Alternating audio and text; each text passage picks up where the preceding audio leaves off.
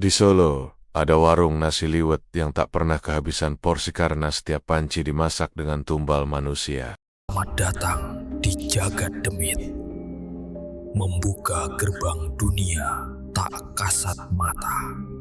Bu Ratmi adalah seorang ibu paruh baya yang kehidupannya penuh kesederhanaan. Rambutnya sudah dipenuhi uban, wajahnya menua sebelum waktunya karena beban hidup. Suaminya sudah lama meninggalkannya bersama dua anak yang kini merantau. Keiko Telain, untuk bertahan hidup, ia memutuskan membuka warung nasi liwet di sebuah jalan kecil dekat pusat Solo, tak jauh dari pasar tradisional. Hari-hari pertama, warung itu sepi. Meja kayu yang ia susun rapi hanya dipenuhi debu.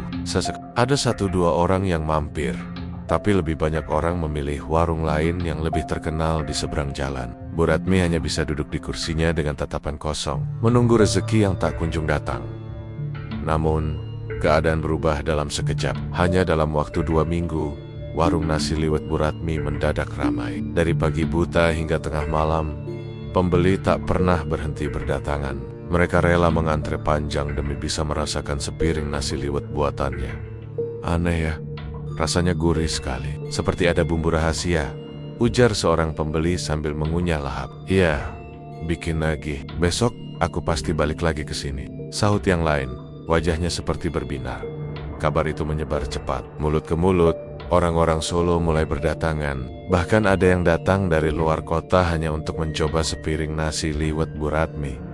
Warung kecil itu kini selalu penuh. Bangku kayu tak pernah kosong. Di malam hari, antrian mengular hingga ke pinggir jalan, membuat lalu lintas tersendat. Warga sekitar sampai heran melihat perubahan drastis itu. Namun, di balik kesuksesan itu, ada hal-hal janggal yang tak bisa dijelaskan. Pernah suatu kali seorang pembeli berkata dengan suara pelan, "Tadi aku merasa nasi ini ada suiran daging. Aneh, seperti bukan ayam." Tapi setelah kuperhatikan lagi, sudah berubah jadi ayam biasa. Temannya hanya menertawakan, menganggap itu cuma ilusi. Ada pula seorang bapak tua yang mengaku setelah makan di sana, semalaman perutnya terasa panas, seperti terbakar dari dalam. Tapi anehnya, bukannya jerah, keesokan harinya ia kembali lagi ke warung itu dengan wajah bersemangat, seolah-olah tubuhnya memaksa untuk kembali.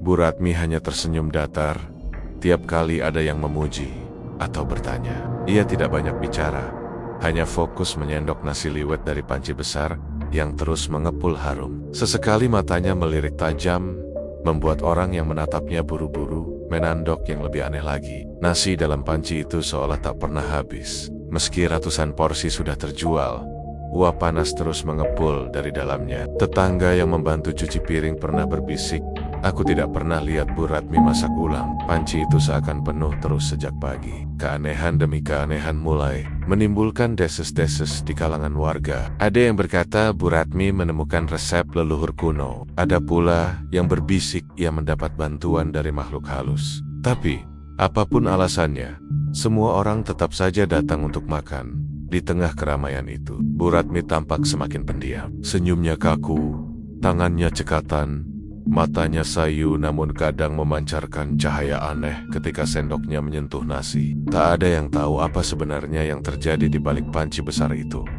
Yang jelas, awal kesuksesan warung nasi liwet Bu Ratmi bukanlah sesuatu yang wajar. Itu hanyalah permulaan dari kisah yang jauh lebih gelap, yang akan menyingkap rahasia di balik rasa gurih yang membuat orang ketagihan dan menjerat. Siapapun yang berani mencicipinya, warung nasi liwet Bu Ratmi memang selalu ramai di siang hingga malam hari. Namun, yang tidak diketahui banyak orang adalah suasana mencekam yang kerap muncul saat warung sudah tutup. Di sot kersi-kersi kayu sudah ditumpuk, lampu sudah dimatikan, dan jalanan mulai lengang. Rumah-rumah di sekitar warung justru diliputi rasa was-was, sebab setiap tengah malam terdengar suara-suara aneh dari dapur belakang warung Bu Ratmi. Awalnya hanya samar, suara seperti seseorang sedang merintih kesakitan. Tetapi lama-kelamaan, suara itu semakin jelas, seperti tangisan lirih seorang perempuan. Kadang suara itu berubah menjadi erangan berat, kadang seperti suara anak kecil yang memanggil-manggil ibunya, "Ratmi, Ratmi." Begitu samar terdengar dari balik dinding.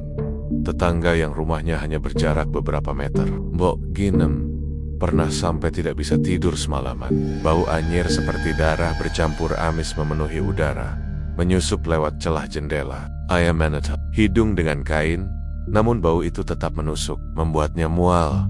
Keesokan harinya, dengan nekat ia bertanya pada Bu Ratmi, "Bu, maaf, semalam saya dengar ada suara orang nangis dari dapur belakang jenengan. Apa ada yang sakit?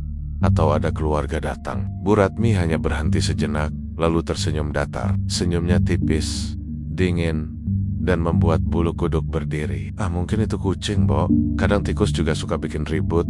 Jangan dipikir aneh-aneh." Jawaban itu sama sekali tidak meyakinkan. Apalagi mata Bu Ratmi yang sayu tiba-tiba menatap tajam, seakan menembus jantung Mbok Ginem. Sejak saat itu, Mbok Ginem memilih tak lagi bertanya. Meski setiap malam tangisan itu semakin sering terdengar, tetapi bukan hanya suara tangisan yang mengganggu. Beberapa warga juga mencium bau anyir yang sama setiap kali melewati jalan belakang warung. Bau itu bukan sekadar bau amis biasa, melainkan aroma tajam seperti darah segar yang baru mengalir. Seorang pemuda bernama Bowo yang sering pulang larut malam setelah bekerja pernah melewati jalan itu. Ia melihat sesuatu yang membuatnya gemetar. Dari sela-sela celah papan dapur belakang, ia melihat cahaya redup seperti lampu minyak yang berkedip. Bayangan tubuh bergerak di dalam, seolah Bu Ratmi sedang memasak. Namun, yang membuat darahnya membeku adalah bayangan lain yang tampak melayang di sampingnya. Sosok tinggi kurus dengan rambut panjang terurai berdiri tepat di belakang Bu Ratmi. Sosok itu tidak bergerak, hanya menunduk ke arah panci besar. Bowo buru-buru lari tanpa menoleh ke belakang. Sejak malam itu, ia tidak pernah lagi berani melewati jalan belakang warung. Bahkan meski harus memutar jauh, desas-desus pun semakin ramai. Warga mulai bergunjing bahwa warung Bu Ratmi menyimpan rahasia kelam. Ada yang mengatakan ia memelihara tuyul, ada pula yang menyebut ia memanfaatkan arwah gentayangan sebagai tumbal pesugihan. Namun, setiap kali isu itu berhembus, anehnya tak ada satupun orang yang berani menegur langsung. Karena siapapun yang terlalu banyak bertanya, biasanya akan jatuh sakit misterius. Seorang tukang sayur bernama Pak Jatmiko yang sering lewat untuk mengantarkan dagangannya pernah berseloroh, "Bu Ratmi masaknya pakai apa sih? Kok wanginya beda? Jangan-jangan bukan bumbu dapur biasa ya?" Beberapa hari kemudian, Pak Jatmiko mendadak demam tinggi. Tubuhnya panas akan terbakar dari dalam. Matanya melotot tak karuan. Istrinya bercerita bahwa suaminya terus mengigau. "Menu abut nama Bu Ratmi," sambil menjerit-jerit. "Jangan masukkan aku ke dalam panci. Jangan masukkan aku ke dalam panci." Setelah itu, tak ada lagi orang yang berani bersuara terang-terangan soal kejanggalan warung itu. Semua memilih diam, menahan rasa penasaran mereka, sekaligus menahan rasa takut yang semakin menebal. Malam demi malam, suara lirih itu tetap terdengar. Kadang seperti tangisan, kadang seperti tawa cekikikan yang menggema panjang. Bau anyir makin menusuk, hingga warga sekitar tak jarang muntah tanpa sebab. Namun setiap ditanya, Bu Ratmi selalu menutupinya dengan alasan sederhana. Kucing, tikus, atau sekadar bumbu basi. Ada sesuatu yang jauh lebih mengerikan yang bersembunyi di balik pintu dapur belakang itu. Sesuatu yang hanya Bu Ratmi sendiri yang tahu.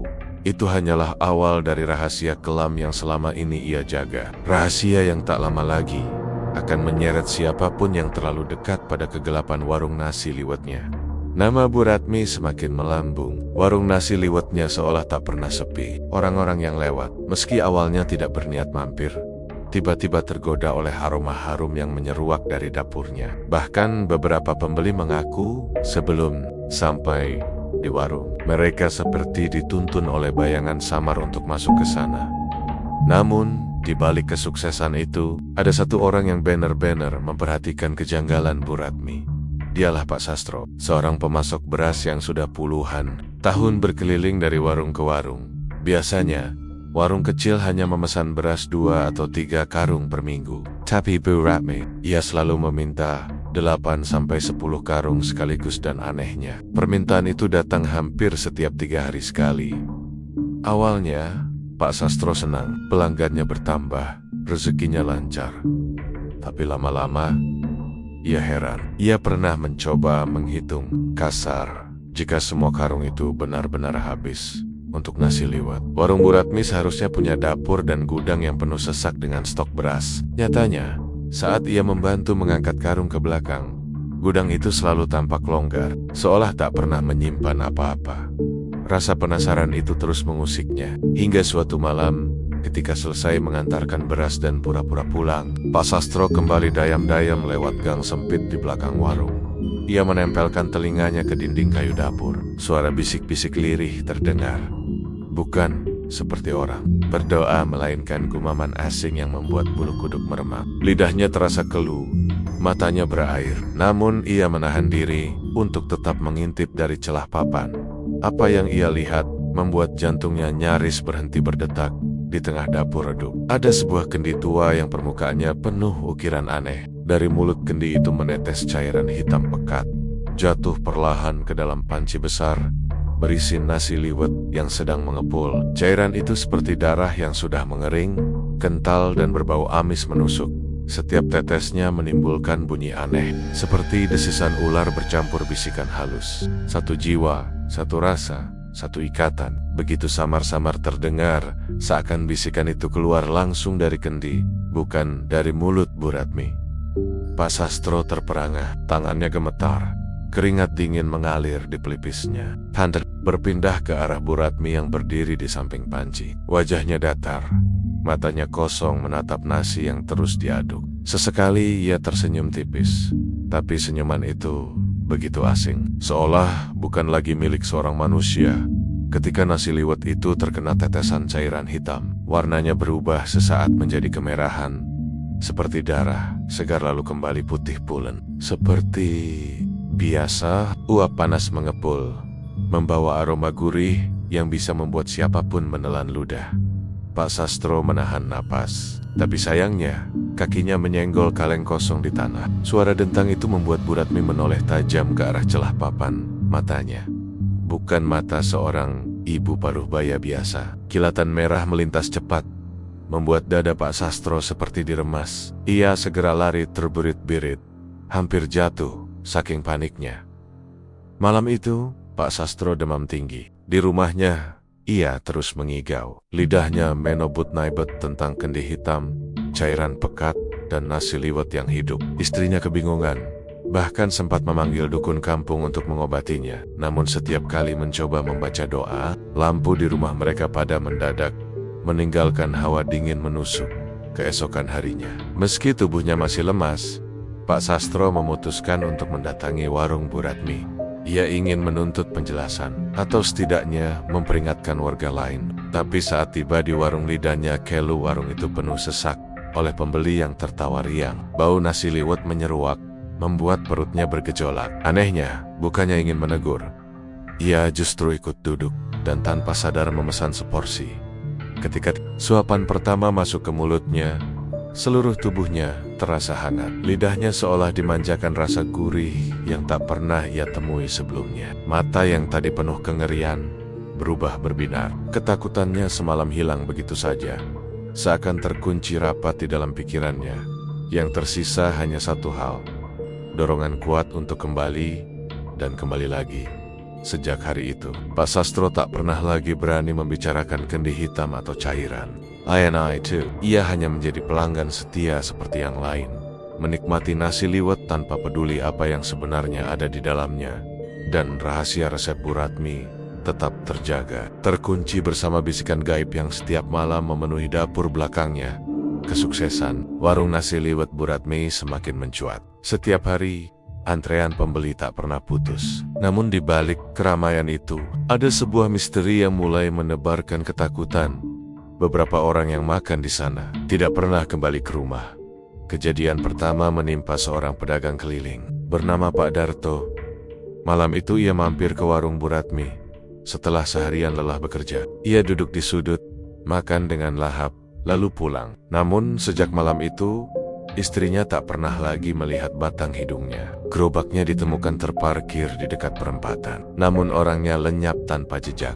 Tak lama kemudian, seorang pemuda buruh pabrik yang baru gajian juga menghilang. Ia sempat terlihat sedang tertawa riang bersama temon-temonnya di warung Bu Ratmi, memesan nasi liwet porsi besar. Namun keesokan harinya, ia tidak muncul di tempat kerja. Setelah dicari berhari-hari, yang ditemukan hanyalah topi dan dompetnya, tergeletak di selokan dekat warung. Kasus demi kasus membuat warga mulai resah. Namun anehnya, meski mereka tahu banyak orang hilang setelah makan di sana, warung Bu Ratmi tetap penuh. Seakan-akan ada kekuatan gaib yang membuat orang tak bisa menolak godaan aroma nasi liwetnya. Keluarga para korban berusaha menuntut keadilan. Mereka melapor ke polisi. Beberapa petugas datang ke lokasi, memasang garis kuning, dan mencoba mengumpulkan keterangan. Namun sesuatu yang aneh terjadi. Saat penyelidikan berlangsung, Bu Ratmi menyambut para polisi itu dengan ramah. Ia menyajikan panci besar berisi nasi liwet, lengkap dengan lauk ayam suwir dan kuah gurih yang mengepul harum. Para polisi yang awalnya serius, mulai mencicipi, sekedar biar tidak lapar saat bekerja, kata Bu Ratmi dengan senyum tipis. Awalnya, mereka hanya makan sedikit, namun tidak butuh waktu lama. Mereka mulai menambah porsi, sendok demi sendok masuk ke mulut. Wajah mereka berubah, mata mereka berbinar seolah lupa tujuan awal mereka datang.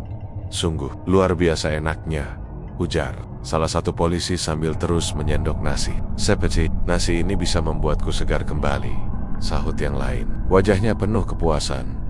Garis polisi perlahan digulung. Buku catatan kembali dimasukkan ke saku. Tak ada lagi pertanyaan. Tak ada lagi penyelidikan. Malam itu, para polisi pulang dengan perut kenyang dan hati puas, seakan tidak ada kasus yang harus mereka urus. Keesokan harinya, keluarga korban mendatangi kantor polisi, menuntut kabar. Namun para polisi hanya berkata singkat, belum ada bukti cukup. Mungkin korban pergi sendiri. Jangan khawatir, kasus ini akan dipantau. Namun kenyataannya, kasus itu tak pernah lagi disentuh. Makin lama, jumlah orang yang menghilang semakin banyak. Ada seorang sopir angkot yang raib setelah makan di sana. Ada pula ibu rumah tangga yang pamit membeli nasi liwet untuk keluarganya, tapi tidak pernah kembali. Suaminya hanya menemukan keranjang belanjaan kosong di dekat trotoar, tak jauh dari warung Bu Ratmi. Yang lebih menyeramkan, beberapa barang pribadi para korban sering ditemukan tercecer di sekitar warung. Jam tangan, sandal, bahkan sebuah ponsel yang masih menyala. Namun setiap kali bukti itu diangkat, orang yang menemukannya tiba-tiba merasa mual, pusing, lalu tak jadi melapor. Deses-deses semakin ramai di kampung. Ada yang bilang para korban bukan sekadar hilang, melainkan ditelan oleh warung itu sendiri. Ada pula yang berani bersumpah melihat bayangan tanggen-tanggen hitam keluar dari dalam panci nasi liwet, menarik seseorang masuk ke dalamnya. Namun, semua itu hanya jadi bisikan, karena siapapun yang mencoba berbicara terlalu keras akan berakhir sakit, gila, atau justru ikut menghilang. Suatu malam, seorang remaja nekat merekam suasana warung dengan ponselnya. Ia ingin membuktikan bahwa ada yang tak beres dengan nasi liwet Bu Ratmi. Dari video yang ia ambil, terlihat warung ramai seperti biasa. Namun, ketika diputar ulang di rumah, ada sesuatu yang membuatnya hampir gila. Wajah para pembeli tidak terlihat jelas, melainkan hanya bayangan hitam dengan mata merah menyala, makan lahap seperti binatang. Ketika kamera fokus pada Bu Ratmi, terlihat sekilas tangan kurus panjang keluar dari kendi tua di samping panci, meneteskan cairan hitam ke nasi yang sedang ia aduk. Lalu layar ponsel mendadak mati. Remaja itu pingsan, dan saat sadar, ponselnya sudah hangus terbakar. Sejak kejadian itu, tidak ada lagi yang berani mengusik warung nasi liwet Bu Ratmi. Meski korban terus berjatuhan, warung tetap saja ramai. Aroma gurihnya tetap saja menuntun siapapun yang melintas. Bahkan polisi yang seharusnya menjaga keamanan pun telah menjadi bagian dari lingkaran gaib yang menutup rapat kebenaran. Warung itu kini bukan sekadar tempat makan. Ia telah menjadi gerbang yang menelan jiwa-jiwa, menyembunyikannya dalam kegelapan. Panci yang terus mengepul, dan Bu Ratmi dengan wajah tenang dan senyum datarnya, seolah hanyalah pelayan yang setia menjaga keseimbangan antara dunia, manusia, dan sesuatu yang jauh lebih kelam di balik dapurnya. Jauh sebelum warung nasi liwetnya ramai seperti sekarang, Bu Ratmi hanyalah seorang janda sepi yang hidup pas-pasan. Ia membuka warung kecil dengan modal seadanya, menjual nasi liwet yang ia masak dengan resep turun-temurun. Namun meski rasanya enak, tak ada yang benar-benar tertarik. Hidupnya semakin sulit, ketika utang menumpuk. Listrik hampir diputus, kontrakan warung terancam ditagih. Dalam keputusasaan itu, ia mendengar bisikan dari seorang pedagang tua di pasar, yang konon tahu jalan pintas untuk mencari kekayaan. Kalau kau benar-benar ingin warungmu ramai, datanglah ke hutan di utara kota saat malam legi, bisik pedagang itu dengan mata sayu. Cari pohon beringin paling besar. Di sana, ada yang bisa membantumu, asal kau berani membayar harganya. Awalnya Bu Ratmi mengabaikan, menganggap itu omong kosong. Namun ketika perutnya kosong dan tak ada lagi dagangan yang laku, pikirannya mulai goyah. Malam itu, tepat saat pasaran Jawa jatuh di hari legi, ia nekat melangkah ke hutan yang dimaksud. Bulan sabit menggantung pucat, kabut tipis menutupi jalan setapak. Suara burung malam dan gesekan daun membuatnya merinding. Namun ia terus melangkah hingga tiba di sebuah beringin tua yang menjulang tinggi. Akarnya mencengkeram tanah seperti tangan raksasa. Udara di sekitar beringin itu begitu berat. Setiap tarikan napas seperti menelan pasir dingin. Bu Ratmi berlutut, menyalakan kemenyan yang dibawanya. Lalu komat kamit menyebut doa-doa yang diajarkan pedagang tua. Beberapa menit pertama, tidak terjadi apa-apa. Namun tiba-tiba, angin kencang bertiup, membuat api lilin kecil bergetar hebat. Aroma melati bercampur anyir memenuhi udara. Dari balik kabut, muncul sosok perempuan berambut panjang. Wajahnya pucat, matanya hitam tanpa bola, dan bibirnya tersenyum lebar memperlihatkan gigi tajam berlumuran darah. Siapa yang berani memanggilku? Suara itu bergema, dalam sekaligus nyaring, seakan berasal dari segala arah. Bu Ratmi gemetar, tapi ia memaksa dirinya bicara. Namaku Ratmi. Aku hanya ingin warungku laku. Aku hanya ingin hidupku lebih baik. Tolonglah aku. Sosok perempuan itu mendekat. Tubuhnya tinggi menjulang, rambutnya menjuntai hingga tanah, basah seperti baru keluar dari kubur. Ayai menendak, menatap langsung ke wajah Bu Ratmi yang pucat pasi. Kau ingin rezeki. Kau ingin daganganmu tak pernah sepi. Kau ingin orang-orang selalu datang kepadamu. Bu Ratmi mengangguk cepat. Matanya berkaca-kaca. Iya, apa saja. Asal aku bisa hidup lebih baik. Makhluk itu tertawa pelan. Tawanya serak seperti besi berkarat. Bisa, tapi ingat, Ratmi, semua ada harganya. Kau harus memberi makan aku lewat nasi liwetmu. Setiap panci yang kau masak harus bercampur dengan esensi jiwa yang kau ambil. Kau hanya perlu menyediakan wadah dan aku yang akan mengisinya. Bu Ratmi terdiam. Kata-kata itu membuat jantungnya berdegup keras.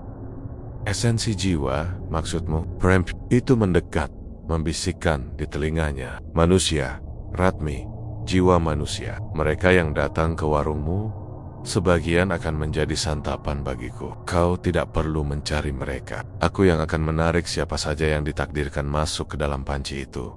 Bibir Bu Ratmi bergetar. Ia ingin mundur, ingin lari. Namun tubuhnya seolah terpaku di tempat. Pikirannya dihantui wajah anak Kenania yang jauh di rantau.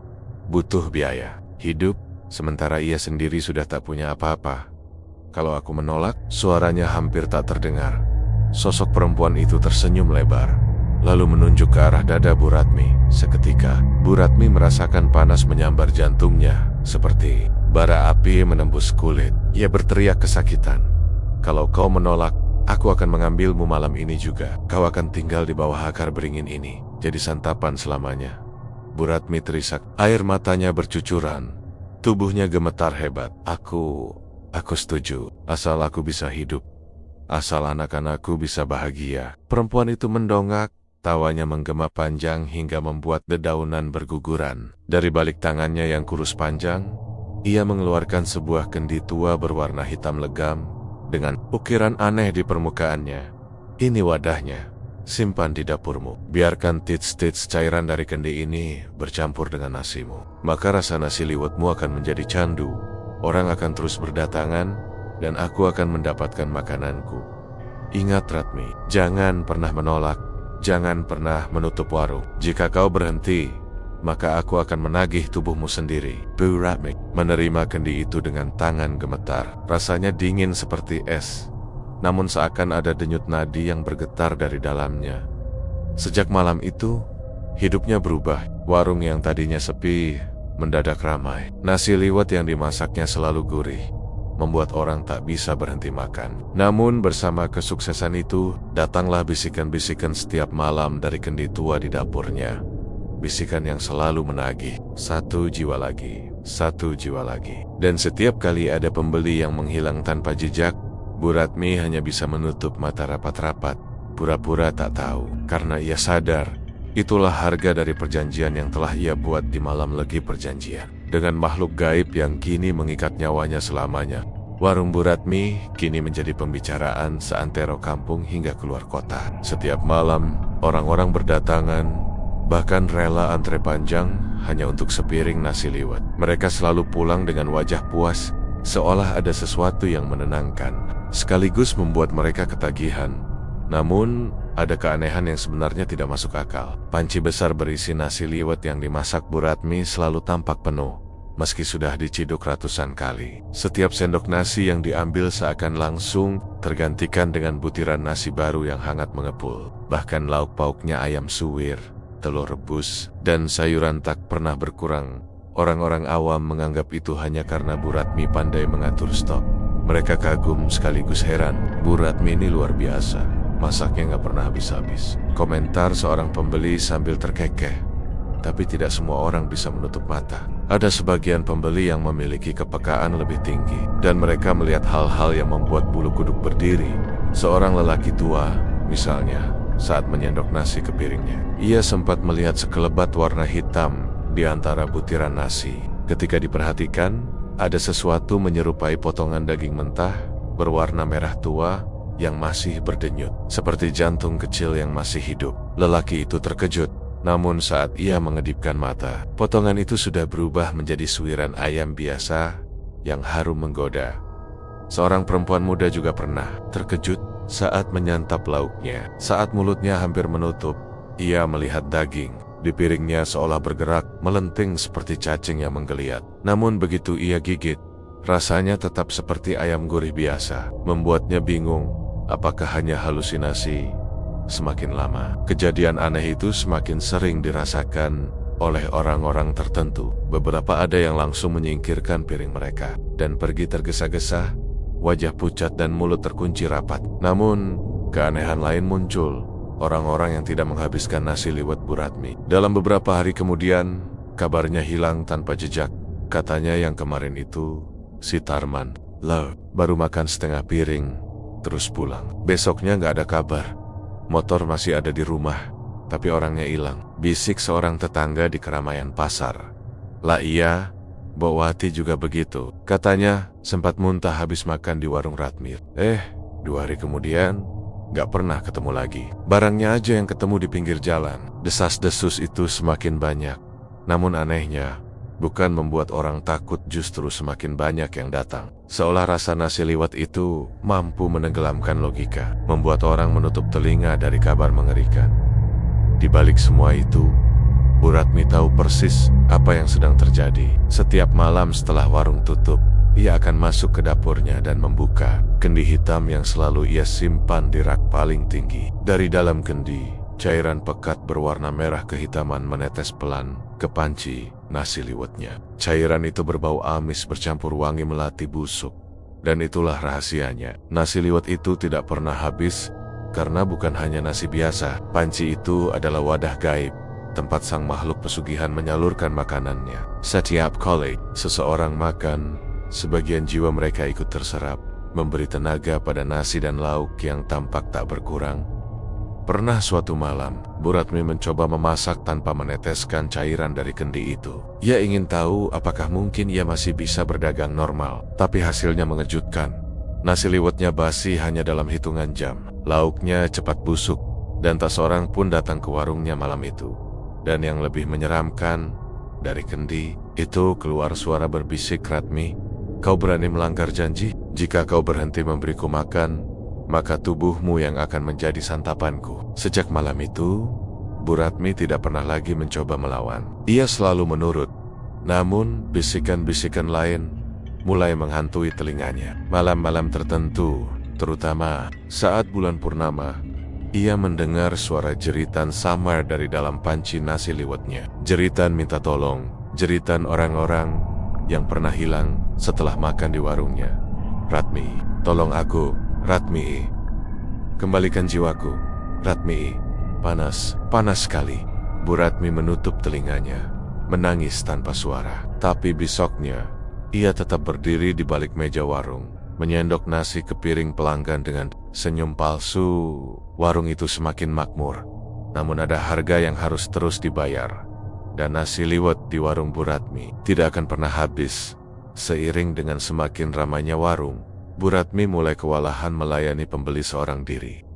Sudah tidak muda lagi, tubuhnya sering terasa pegal, dan matanya kian redup. Maka ia memutuskan untuk merekrut seorang karyawan baru, seorang pemuda bernama Seno, anak perantau yang mencari pekerjaan sementara di Solo.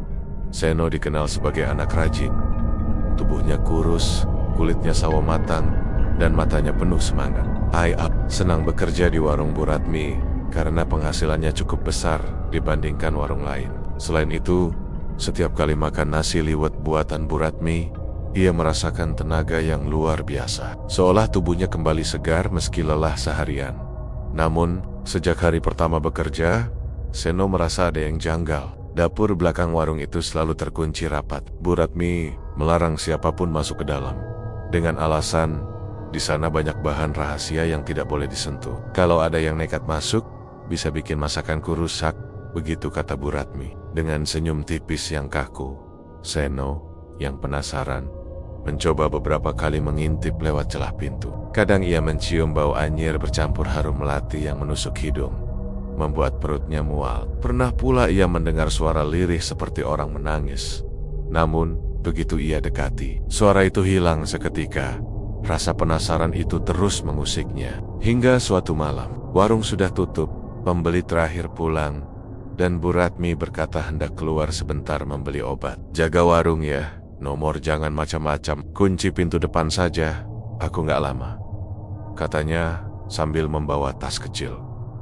Begitu, langkah Bu Ratmi hilang di kejauhan. Jantung Seno berdegup kencang. Inilah kesempatan yang selama ini ia tunggu. Dengan tangan gemetar, ia mengambil kunci cadangan yang tergantung di rak, lalu menuju dapur belakang. Pintu kayu tua itu berderit pelan saat dibuka. Bau amis langsung menyeruak, begitu kuat hingga membuatnya hampir muntah. Di tengah ruangan yang remang-remang, ia melihat sebuah kendi besar berwarna hitam, diletakkan di atas meja kayu yang penuh noda merah kecoklatan. Seno mendekat dengan langkah ragu. Ada bisikan samar yang terdengar, seolah keluar dari dalam kendi.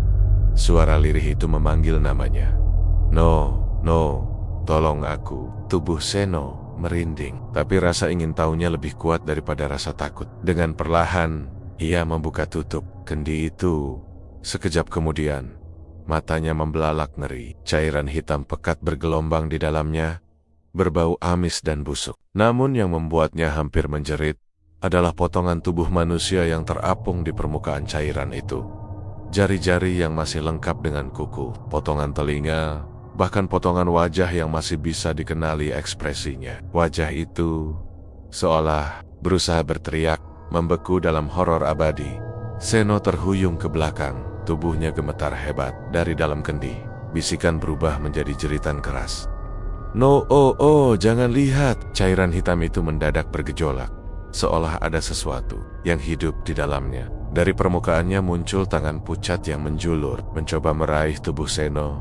Ia panik, menendang kursi, lalu berlari keluar dapur dengan napas tersengal. Malam itu juga, Seno menghilang.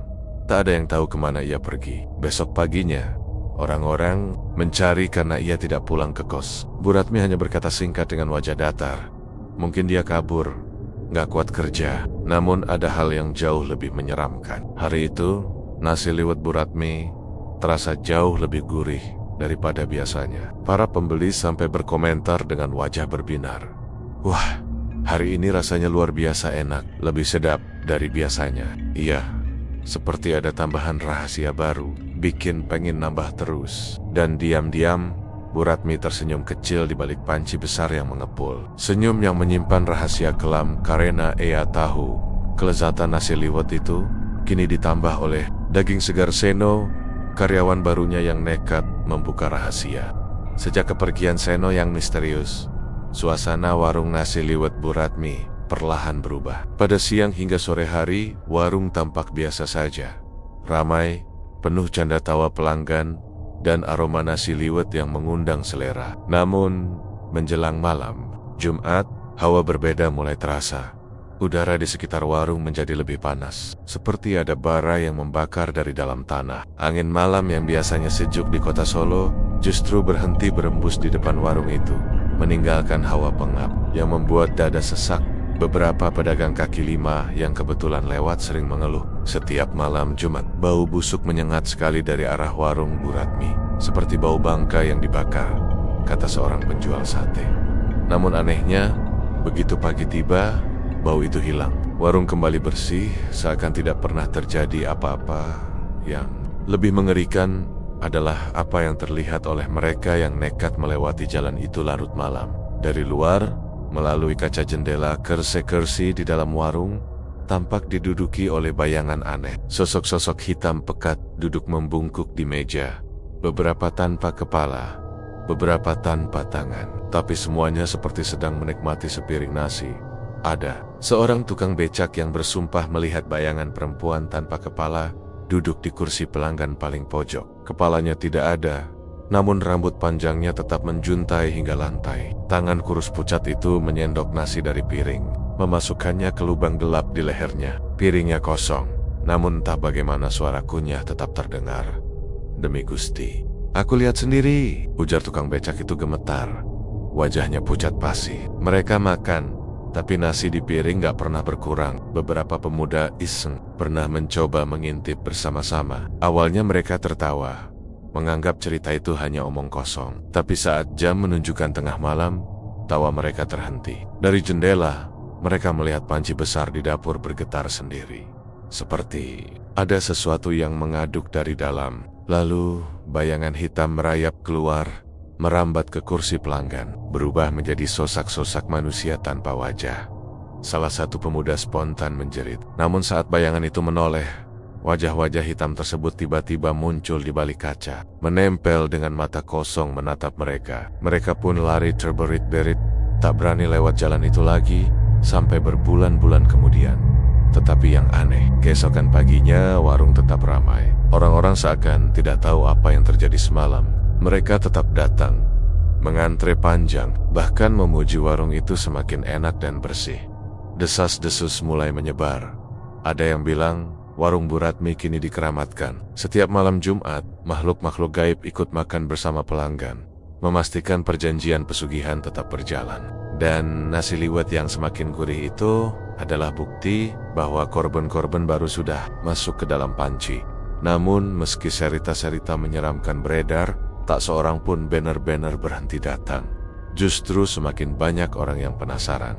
Mereka ingin membuktikan sendiri, bahkan berharap bisa ikut merasakan kelezatan yang tidak biasa. Bu Ratmi hanya tersenyum datar melihat antrian yang semakin panjang. Matanya yang semakin redup kini sesekali berkilat aneh, seolah ada cahaya lain yang tinggal di dalam dirinya.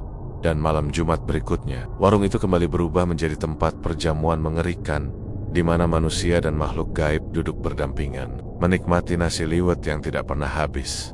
Malam itu, langit Solo diselimuti mendung hitam. Bulan tertutup awan pekat, dan udara berbau besi berkarat, seakan hujan darah hendak turun. Bu Ratmi duduk sendirian di dapur warungnya, memeluk lutut dengan wajah pucat. Tangannya gemetar menatap kendi tua yang selama ini menjadi sumber keberuntungannya. Bisik dari dalam kendi semakin keras malam itu. Bukan lagi suara lirih, melainkan teriakan memekakan telinga. Ratmi, saatnya tiba.